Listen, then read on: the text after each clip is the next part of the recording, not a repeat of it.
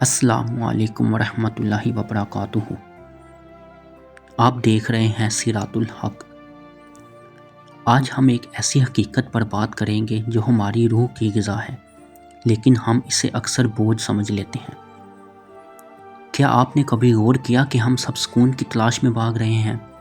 کوئی پیسوں میں سکون ڈھونڈتا ہے، کوئی رشتوں میں، لیکن اللہ پاک نے قرآن میں صاف فرما دیا، بے شک اللہ کے ذکر میں ہی دلوں کا اطمینان ہے، اور ذکر الہی کی سب سے اعلیٰ صورت نماز ہے۔ آج کی اس تفصیلی ویڈیو میں ہم صرف یہ نہیں جانیں گے کہ نماز فرض ہے، بلکہ یہ سمجھیں گے کہ نماز ہماری دنیاوی اور آخرت کی زندگی کو کیسے بدلتی ہے۔ نماز کا مطلب ہے صلاح، جس کے لغوی معنی تعلق یا دعا کے ہیں۔ یہ بندے اور خالق کے درمیان ایک ڈائریکٹ ہاٹ لائن ہے۔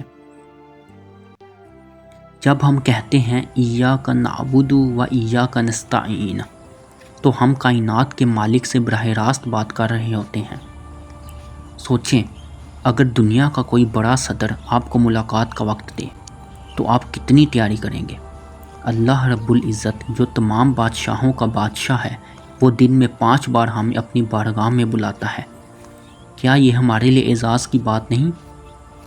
قرآن مجید میں نماز کا ذکر درجنوں مقامات پر پوری اہمیت کے ساتھ آیا ہے۔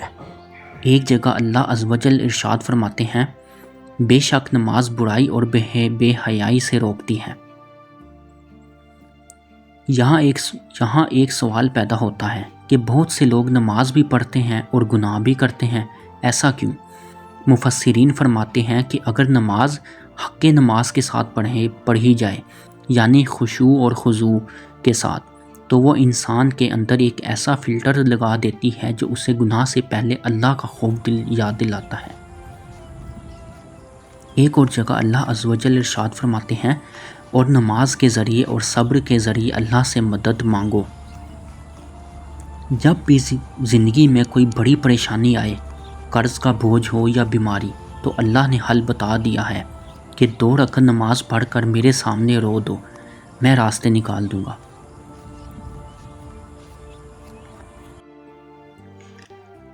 ہمارے پیارے نبی صلی اللہ علیہ وآلہ وسلم کی زندگی میں نماز کا مقام کیا تھا؟ آپ صلی اللہ علیہ وآلہ وسلم نے فرمایا، میری آنکھوں کی ٹھنڈک نماز میں رکھی گئی ہے۔ جب آپ صلی اللہ علیہ وسلم پر کوئی مشکل وقت آتا تو آپ صلی اللہ علیہ وآلہ وسلم حضرت بلال رضی اللہ تعالیٰ عنہ سے فرماتے، اے بلال، ہمیں نماز کے ذریعے سکون پہنچاؤ۔ حدیث میں آتا ہے کہ قیامت کے تپتے ہوئے میدان میں جب سورج سوا نیزے پر ہوگا، نمازیوں کے وضو کے اعضاء چمک رہے ہوں گے اور وہ چمک ان کی پہچان بنے گی۔ حضرت علی رضی اللہ تعالیٰ عنہ جب وضو کرتے تو آپ کا رنگ زرد پڑ جاتا۔ کسی نے پوچھا، آپ رضی اللہ تعالیٰ عنہ نے فرمایا، تمہیں معلوم ہے میں کس کے سامنے کھڑا ہونے جا رہا ہوں؟ آج کل ہم کہتے ہیں کہ دل صاف ہونا چاہیے، نماز ضروری نہیں۔ یہ شیطان کا سب سے بڑا دھوکہ ہے۔ قرآن میں جہنمیوں سے پوچھا جائے گا، تمہیں کس چیز نے جہنم میں ڈالا؟ وہ سب سے پہلے جواب دیں گے، ہم نماز پڑھنے والوں میں سے نہ تھے۔ دنیاوی نقصان۔ نماز چھوڑنے سے انسان کی زندگی سے برکت اٹھ جاتی ہے، وقت میں برکت ختم ہو جاتی ہے، چہرے کی رونق چلی جاتی ہے، اور انسان نفسیاتی طور پر بے چین رہنے لگتا ہے۔ یہ اللہ سے کٹنے کا نتیجہ ہے۔ جدید سائنس بھی اب نماز کی حرکات کے فوائد تسلیم کر رہی ہے۔ سجدے کی حالت میں خون کا بہاؤ دماغ کی طرف زیادہ ہوتا ہے، جو یادداشت اور ذہنی صحت کے لیے بہترین ہے۔ رکوع، یہ کمر کے موہروں اور پیٹ کے عضلات کے لیے ایک بہترین ورزش ہے۔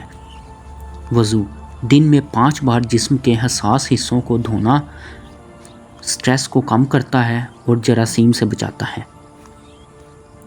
اگر آپ کی نمازیں چھوٹ رہی ہیں تو آج سے یہ 3 کام کریں۔ نیت کریں اور سچی توبہ کریں کہ اللہ، میں اب تجھ سے نہیں کٹوں گا۔ ایسے دوستوں میں بیٹھیں جو نمازی ہوں۔ موبائل میں ہر نماز کا اذان الارم لگائیں۔